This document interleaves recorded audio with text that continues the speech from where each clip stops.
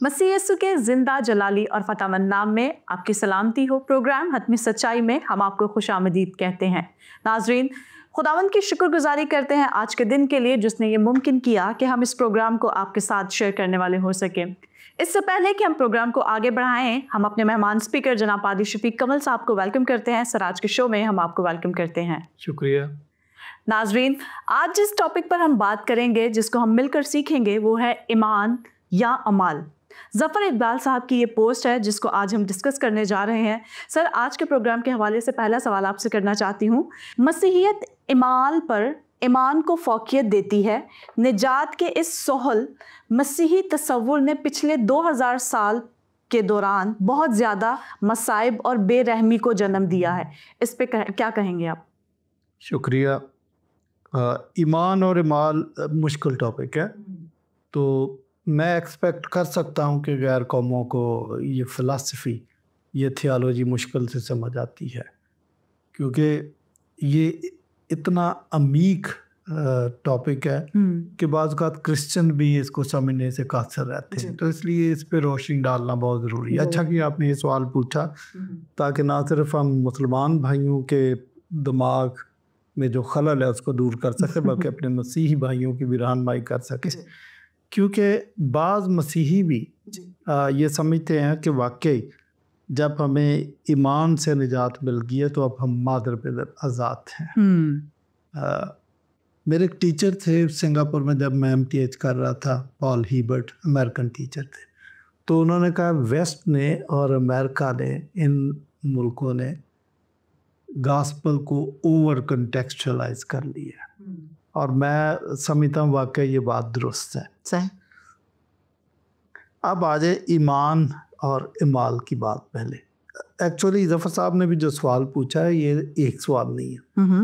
ان کی عادت ہے کہ یہ سوال میں کھچڑی مکس کر دیتے ہیں، کھچڑی بنا کے پوچھتے ہیں، 3-4 سوال ہیں جی، تو یہ پوچھنے والے سے بھی زیادتی ہوتی ہے۔ آپ ایک وقت میں ایک سوال پوچھیں اور اس کا درست جواب لے لیں، مفصل جواب لے لیں۔ جی، ایمان اور اعمال کا بڑا گہرا تعلق ہے۔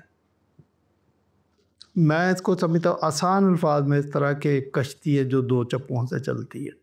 اگر آپ لیفٹ سائڈ والا چپو چلائیں گے تو کشتی ہے سیدھا جانے کی بجائے یہ دائرے میں گھومے گی، اور یہ رائٹ سائڈ کو دائرے میں گھومنا شروع کر دے گی۔ اور اگر رائٹ سائڈ والا آپ گھمائیں گے تو یہ الٹا دائرے میں گھومنا شروع کر دے گی، سیدھا نہیں چلے گی۔ سیدھا اسی صورت میں چلے گی کہ جب آپ کے دونوں چپو لیفٹ اور رائٹ برابر کا زور لگائیں تو یہ کشتی اسٹریٹ لائن میں چلے گی۔ یہی اس کی اعمال اور ایمان کے بارے میں، دونوں کا آپس میں گہرا تعلق ہے۔ جب دونوں آپس کے ساتھ کولیبوریشن کے ساتھ چلیں گے تو کشتی سیدھی چلے گی۔ یعقوب کے خط میں یہی بات سمجھانے کی کوشش کی گئی ہے کہ آپ دعا کر دیں اور کسی کو کہیں کہ خدا تجھے سردی سے محفوظ رکھے، اور وہ سردی میں ٹھٹر رہا ہے، آپ اس کو کمبل نہ دیں تو آپ کی دعا کافی نہیں۔ جی۔ اچھا، زبور 136 میں بڑی خاص بات لکھی ہے کہ اگر خدا ہمارے اعمال کو حساب میں لائے تو کسی جاندار کو بھی نہ چھوڑے، یا سمجھیں کہ اگر اعمال کو حساب میں لائے تو کوئی جاندار بھی، کوئی شخص بھی اس کے حضور کھڑا نہیں رہ سکتا۔ اور یسایہ بھی یہی کہتا کہ ہماری نیکیاں گویا تیرے سامنے گندی دھجیوں کی مانند ہے۔ اگر ہم اعمال پہ جائیں کہ ہمارا حساب کتاب، ہماری عدالت اعمال سے کی جائے تو ہم نہیں بچیں گے، ہم مارے جائیں گے۔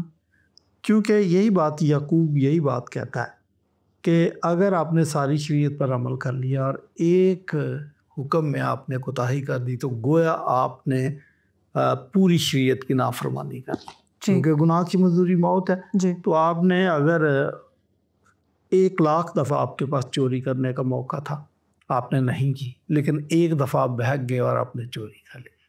زنا پہ بھی لگا سکتے ہیں کہ 1,00,000 دفعہ آپ کے پاس موقع تھا اور آپ زنا سے بچے، لیکن ایک دفعہ آپ بہک گئے، تو چونکہ گناہ کی مزدوری موت ہے، تو جو ایک دفعہ آپ نے جرم کر دیا تو گناہ کی مزدوری موت ہے، اب آپ کو موت ملے گی۔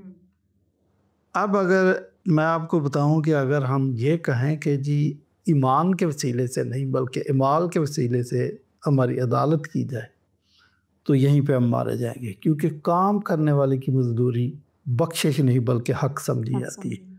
اب آپ نے کام کیا، آپ نے جرم کیا، آپ نے گناہ کیا، تو اس کی مزدوری تو موت ہے، تو لیں اب موت پڑتی ہے۔ اب آپ نہیں کہہ سکتے کہ نہیں یہ تو میرا دل نہیں چاہ رہا، نہیں، گناہ کی مزدوری ہے تو یہ تو آپ کو ملے گی۔ میں اس کی مثال دیا کرتا ہوں کہ ایک شخص ہے، اس کو سزا موت دے دی گئی ہے، اور آپ کو پتا کہ جب تختہ دار کی طرف لے کے جاتے ہیں تو اس کے چہرے پہ کالا کپڑا چڑھا دیتے ہیں اور وہ چل رہا ہوتا ہے۔ ابھی چند قدم کے فاصلے پر تختہ دار ہے اور دو پولیس والے آپ کو دائیں اور بائیں بازو سے پکڑ کر لے کے جا رہے ہیں۔ اچانک سے ایک شخص آتا تو کہہ رہا کہ یہ میری طرف سے 1 کروڑ روپے کا چیک ہے، اوپر دستخط کر کے تاریخ ڈال کے تو چیک اس کی جیب میں ڈال دیتا ہے۔ تو آپ مجھے بتائیں کہ اس 1 کروڑ روپے کے چیک کا اس کو کوئی فائدہ ہے؟ بالکل بھی نہیں، کوئی فائدہ نہیں، کیونکہ اب اس کو سزائے موت ہو رہی ہے، تھوڑی دیر پر لیور کہیں دیں گے اس کی لاش رسے کے ساتھ لٹک جائے گی۔ تو اعمال کا حساب کتاب اگر آپ کرتے ہیں تو یہی کچھ ہوتا ہے۔ اس لیے ہم کہتے ہیں کہ نہیں، ایمان کے وسیلے سے نجات ہے، بائبل کہتی ہے۔ اس لیے آپ دیکھیں کہ اولڈ ٹیسٹامنٹ کے جتنے بھی ہیرو ہیں وہ ایمان کی وجہ سے ہیرو، عبرانیوں 11ویں باب میں، اعمال کی وجہ سے نہیں۔ اور یہ جو نیو ٹیسٹامنٹ میں تعلیم دی گئی ہے کہ راست باز ایمان سے جیتا رہے گا، یعنی راست باز ایمان سے ہمیشہ کی زندگی پائے گا، اولڈ ٹیسٹامنٹ میں بھی حبقوق کی کتاب یہی کہتی ہے کہ صادق ایمان سے زندہ رہے گا۔ تو ایمان کی وجہ سے۔ اب ایمان کی آپ ڈیفینیشن پوچھ لیں کہ کیا ایمان کی ڈیفینیشن یہ ہے، یہ بھی قانون کی خلاف ورزی نہیں ہے، یہ قانون کے عین مطابق ہے۔ اولڈ ٹیسٹامنٹ میں آلریڈی یہ قوانین موجود ہیں۔ قانون کیا ہے؟ قانون یہ ہے کہ گناہ کی مزدوری موت ہے اور بغیر خون بہائے معافی نہیں۔ تو اولڈ ٹیسٹامنٹ میں ہیکل میں آپ کاہن کے سامنے ایک برا بکرا لے کے جاتے ہیں اور اس پر ہاتھ رکھ کے اپنے گناہوں کا اقرار کرتے ہیں، اپنے گناہوں کی معافی مانگتے ہیں، توبہ کرتے ہیں اور یہ کہتے ہیں کہ آئندہ میں گناہ نہیں کروں گا۔ تو آپ کے بہاف پر خدا کے فضل کی وجہ سے یہ برا مہیا کر دیا گیا، تو اس کا خون بہتا ہے اور وہ بات سچ ثابت ہو جاتی ہے کہ بغیر خون بہائے معافی نہیں۔ یہ خدا کی طرف سے خوبصورت پروویژن، ٹھیک ہے جی۔ تو نیو ٹیسٹامنٹ میں یہ پرماننٹ قربانی دے دی گئی ہے۔ ہمارا صرف ایمان یہ ہے کہ خون ہمارا بہنا چاہیے تھا، لیکن خدا کی پروویژن جو عدل سے موجود ہے وہ یہاں بھی کارگر ثابت ہوتی ہے کہ گناہ کی مزدوری موت اور بغیر خون بہائے معافی نہیں، وہ خون مسیح نے اپنی مرضی سے بہا دیا، اس نے قربانی دے دی۔ ہم نے صرف یہ ایمان رکھنا کہ یہاں میرا خون بہنا چاہیے تھا، لیکن یہ خدا کا فضل اور مہربانی ہے کہ اس نے اپنے بیٹے کو قربان کر دیا۔ جی، لہٰذا میں اپنے گناہوں کی معافی مانگتا ہوں، توبہ کرتا ہوں کہ آئندہ میں کبھی گناہ نہیں کروں گا۔ تو اس طرح میں معافی ملتی ہے۔ تو آپ کو یہ بات سمجھ نہیں آئی، آپ نے کہہ دیا کہ اعمال پر ایمان کو فوقیت دی جاتی ہے، لیکن کہانی آپ کو، اس کی تھیالوجی آپ کو سمجھ نہیں آئی، آپ سمجھنے کی کوشش نہیں کرتے اس وجہ سے۔ تو اگلی بات آپ نے یہ کر دی ہے کہ گویا اعمال رد کر دیے جاتے ہیں۔ نہیں، اعمال کو رد نہیں کیا جاتا، آپ سمجھنے کی کوشش کریں۔ بائبل یہ کہتی ہے کہ اعمال پر تکیہ نہیں کرنا، تکیہ خدا کے فضل پر کرنا اور ایمان سے آپ نے بچنا ہے، لیکن اعمال کو رد نہیں کیا۔ بائبل نیو ٹیسٹامنٹ بہت کلیئر ہے اس بات میں کہ خدا نے انسان کو نیک اعمال کے لیے خلق کیا، اور یہ بات تو یسوع مسیح نے ثابت کی ایک مثال کے ذریعے کہ ایک درخت میں پھل ڈھونڈا، اس میں پھل نہیں تھا تو اس پر لعنت کر دی۔ چند دن کے بعد واپس آئے تو وہ درخت سوکھا ہوا تھا۔ شاگردوں نے مسیح یسوع کو کہا کہ یہ درخت سوکھ گیا جس پر آپ نے لعنت کی تھی۔ تو آپ کا کیا خیال ہے کہ مسیح اچانک سے اسی راستے سے واپس آیا تھا دانستہ طور پر تاکہ شاگردوں کو یہ بات سمجھا سکے کہ جو درخت پھل نہیں لاتا وہ کاٹا اور آگ میں ڈالا جاتا ہے؟ تو نیک ایمان جو ہے یہ کرسچینٹی کا فروٹ ہے۔ اگر آپ کرسچن ہو گئے، آپ مسیح کی ذات پر ایمان لائے ہیں اور مسیح کی اس محبت کو سمجھ گئے ہیں تو نیک مال آپ کی زندگی سے پھوٹ پھوٹ کے نکلیں. نیک مال، اچھے کام، نیکیاں، محبت کے کام آپ کی زندگی سے چشمے جاری ہو جائیں گے. تو یہی بات ہے، کرسچینٹی نے اس کو رد نہیں کیا. اور وہ جو میں نے چپو کی مثال دی تھی، وہ پھر چپو اسی طریقے سے چلتا ہے کہ جب خدا کی محبت ہمارے دل میں آ جاتی ہے، ہم ان ساری چیزوں کو سمجھتے ہیں، تو وہ ساری چیزیں ہماری زندگی سے بھی ظاہر ہونا شروع ہو جاتی ہے. آپ نے کہہ دیا کہ یہ جی سہل تصور نجات ہے. میں کہتا ہوں کہ یہ پھر بیوقوفی والی بات ہے کہ آپ نے یہ کہہ دیا. مجھے جان سٹارٹ کی وہ بات یاد آ گئی. اس نے کہا کہ نجات کرسچینٹی میں مفت ہے لیکن سستی نہیں، کیونکہ خدا نے اپنے بیٹے کو قربان کیا جی، اور پھر ہمیں نجات ملی ہے. تو یہ سستی ہے. میں ایک مثال دے دیتا ہوں. یہ سچا واقعہ، امریکہ کے اندر ایک ڈرا برج پہ کسی کی ڈیوٹی تھی، اور جس کی ڈیوٹی تھی، ڈرا برج کا مطلب ہے کہ ایک دریا ہے، وہاں سے ٹرین بھی گزرتی ہے اور شپ بھی گزرتے ہیں. جب ٹرین گزرتی ہے تو ڈرا برج کو نیچے کر دیا جاتا ہے تاکہ پٹڑی سموتھ ہو جائے اور ٹرین گزر جائے. اور جب شپ آئے گا تو اس ڈرا برج کو اوپر اٹھا دیا جاتا اور شپ گزر جاتا. تو جب شپ گزرا تو ڈرا برج کو اوپر کیا گیا، وہ بھول گیا اس کو نیچے کر. تھوڑی دیر بعد ایک ٹرین آ گئی اور وہ ہار دے رہی ہے کہ اس کو نیچے کرو. اتفاق سے یہ شخص اس دن اپنے چھوٹے بیٹے کو، 10-12 سال کا بیٹا تھا، ساتھ لایا ہوا تھا کہ وہ ضد کر کے آ گیا. تو اس نے دیکھا میں نے ڈرا برج کو نیچے کرنا ہے، تو ہیری کدھر ہے؟ بیٹے کا نام تھا. اس نے آواز دی، ہیری ہیری. ہیری کی آواز نہیں آ رہی. تیسری دفعہ جب اس نے آواز دی تو ہیری بولا کہ میرے کپڑے گیئر میں پھنس گئے، میں نہیں آ سکتا. اب وہ پریشان. یہ گیئر وہی ہے جو چلے گا تو ڈرا برج نیچے آئے گا. وہ بڑے بڑے گیئر ہیں، بڑے بڑے ویل لگے ہوئے ہیں. تو اس نے سوچا کہ بھئی میرے بیٹے کی زندگی خطرے میں، اگر میں نے ڈرا برج نیچے کر دیا تو بیٹا مارا جائے گا، کچلا جائے گا. اور دوسری آپشن یہ تھی کہ اگر ڈرا برج نیچے نہ کرے تو بیٹا بچ جائے گا، لیکن وہ ٹرین نیچے گر جائے گی اور سارے پیسنجر بھی مارے جائے گے. لمحوں کی بات تھی. فوری طور پر اس نے فیصلہ کیا کہ نہیں، مجھے لوگوں کی جان بچا لینی چاہیے. اس نے گیئر چلا دیا تو ٹک ٹک ٹک ٹک ٹک کر کے گرانی چلی اور ڈرا برج نیچے آ گیا. اور پیسنجروں کو پتہ چل گیا کہ ڈرا برج نیچے آ گیا اور ہم سیف آگے گزر رہے. تو وہ ہاتھ ہلا کے اس کا شکریہ ادا کر رہے تھے. تو وہ بچ گئے، ان کی جان بچ گئی، لیکن ان کو یہ نہیں پتا تھا کہ ہماری جان بچانے کے لیے اس شخص نے اپنے بیٹے کو کچل دیا.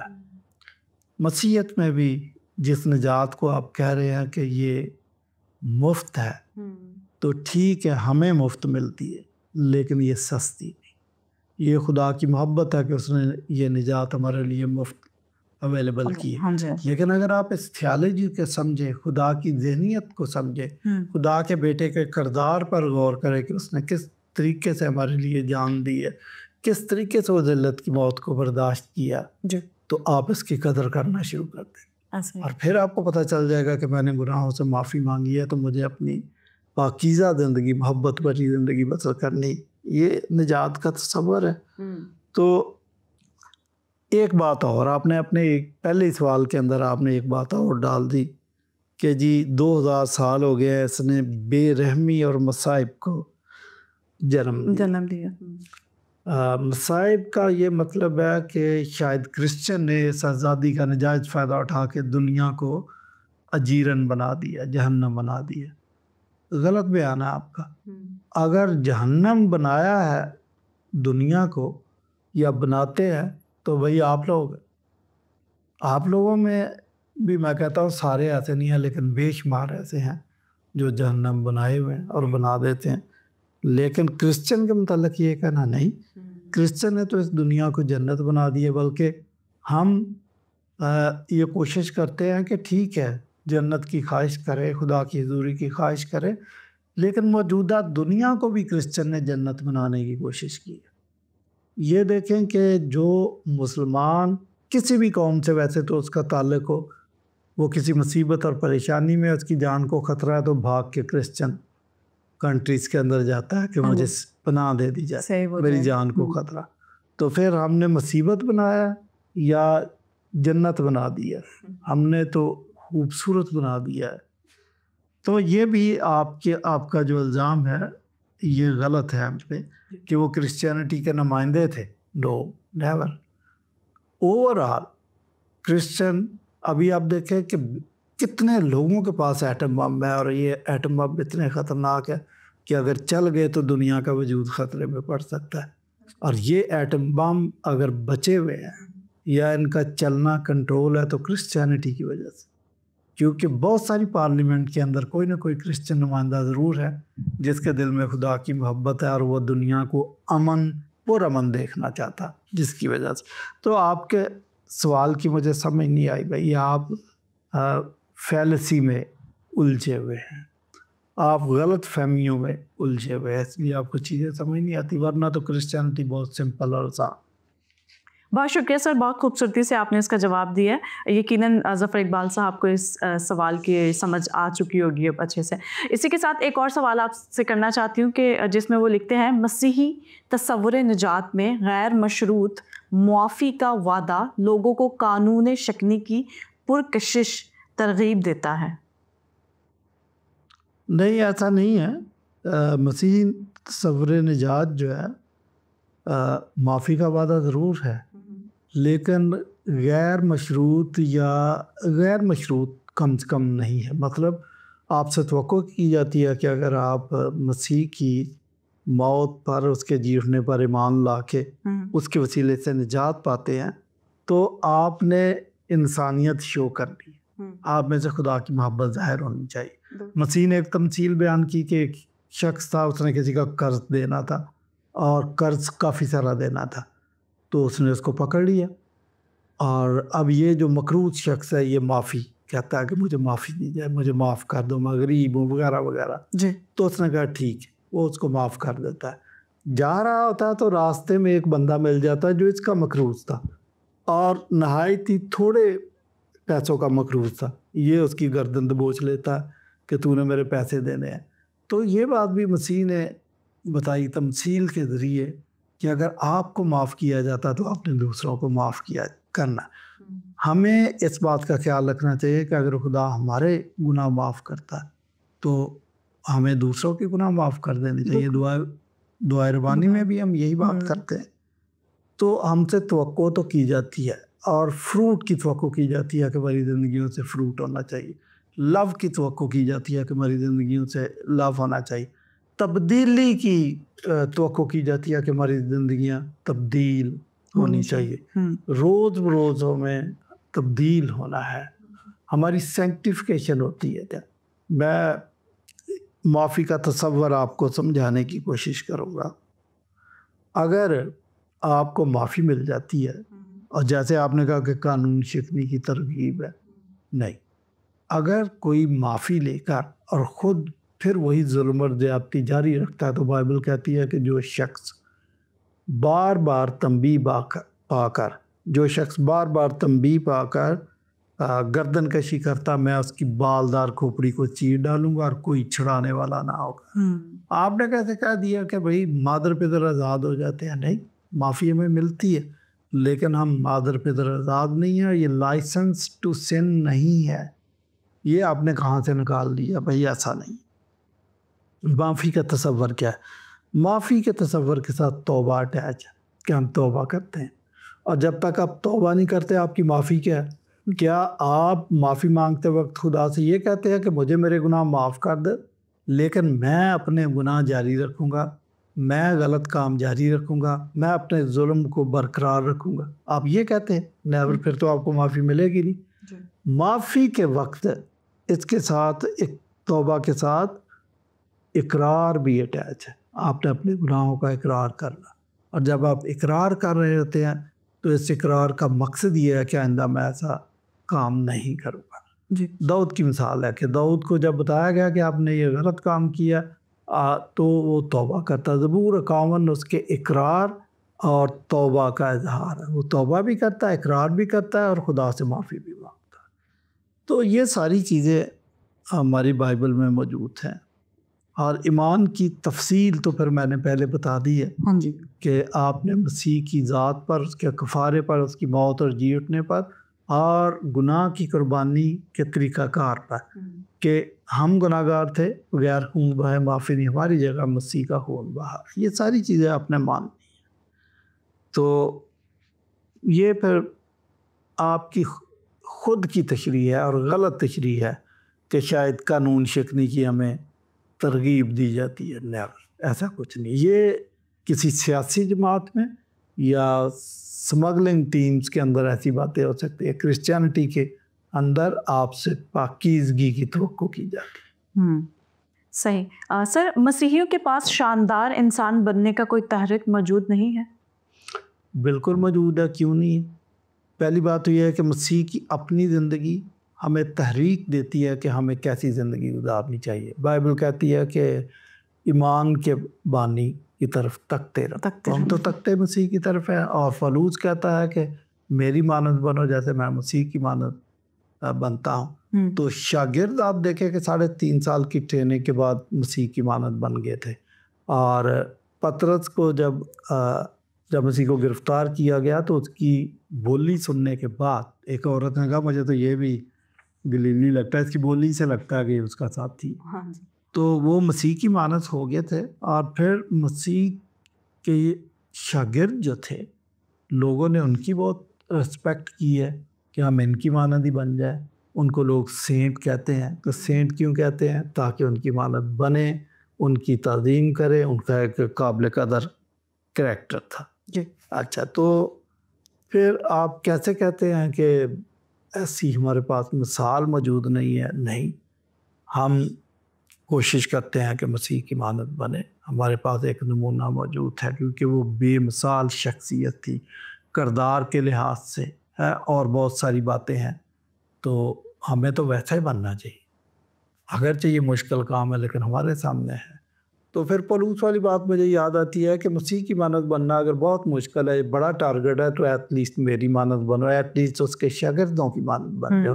اب میں اس میں ایک بات اور ایڈ کرتا ہوں کہ اگر مسیح کے شاگردوں کی مانند بھی بننا مشکل ہے تو پھر جو شاگردوں کے شاگرد تھے ان کی مانند بن جائے، جو مشنری ہیں ان کی مانند بن جائے، ولیم کیری کی مانند بن جائے. بہت سارے شاگرد ہیں تو ان کی مانند ہی بن جائے. تو ہمارے پاس نمونے موجود ہیں، ہم ان کو فالو کرتے ہیں. صحیح. اچھا سر، مسیحیت میں جب نیا شکار ایک بار چارہ نگل لے تو پھر اسے قابو میں رکھنے کے لیے ڈراؤنے اور مختلف پابندیاں استعمال کی جاتی ہیں. یہ جھوٹا الزام ہے. یہ دراصل وہ اسلام کی بات آج بتانا چاہتے ہیں، کیونکہ اسلام میں اگر آپ اسلام کو چھوڑتے ہیں، اگر آپ اسلام کو قبول کرتے ہیں، آپ کسی اور مذہب سے اسلام میں داخل ہوئے اور پھر ہفتے 10 دن بعد، مہینے بعد، سال بعد آپ کو لگتا ہے کہ میں تو جال میں پھنس گیا، تو آپ نکلنا چاہے تو آپ نہیں نکل سکتے. آپ اسلام میں داخل تو زندہ ہوں گے، اگر نکلیں گے تو مردہ داخل ہوں گے. اسلام کی تو اس کو کہتے ہیں مرتد، اور مرتد کی سزائے موت ہے. کرسچینٹی میں اگر کوئی اپنی مرضی سے داخل ہوتا ہے تو اگر اس کو کرسچینٹی پسند نہیں آتی تو وہ جا سکتا ہے. کرسچینٹی میں ایسا کوئی فتویٰ موجود نہیں ہے کہ اب اس کی لاش جائے گی. تبلیغ کے لحاظ سے جب یسوع مسیح نے شاگردوں کو تبلیغ کرو تو انہوں نے کہا کہ جب کسی کے گھر جاؤ، وہ اگر آپ کو قبول کرے، آپ کی بات سنے تو ویل اینڈ گڈ، اور اگر آپ کو قبول نہ کرے تو اپنے پاؤں کی گرد جھاڑ کے واپس آ جانا.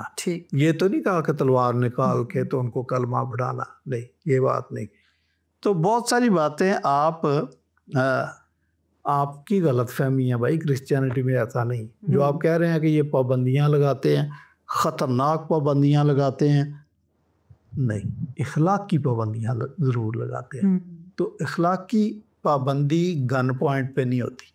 مثلا مسیح یسوع نے کہا کہ اگر آپ نے بری نظر سے کسی کو دیکھ لیا تو وہ زنا کیے. یہ اخلاقی پابندی ہے.